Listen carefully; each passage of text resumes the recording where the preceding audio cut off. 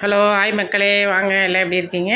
இன்றைக்கி நம்ம வந்து மீன் பார்க்கலான்ட்டு வந்திருக்கோம். மீன் பார்த்திங்கன்னா ஆற்றுல பிடிச்சிட்டு எல்லா மீன்லாம் எல்லா மீனும் கலந்துருக்கு பாருங்கள். குறவை, விரால் மீன்லேருந்து குறவை, ஸ்லேப்பி மீன் எல்லாமே இருக்குது.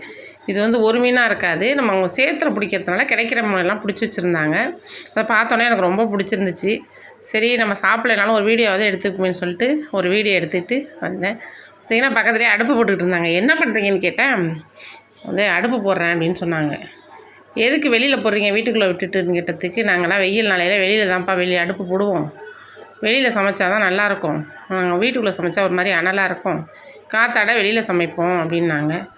சரின்னு பார்த்தீங்கன்னா நல்லா அழகாக போட்டிருக்காங்க. என்னதான் இருந்தாலும் பழசு தான். நம்ம வந்து இப்போ எவ்வளோ தான் கேஸு அதிலெல்லாம் சமைச்சாலும் இதில் சமைக்கிறதே தனி தான்.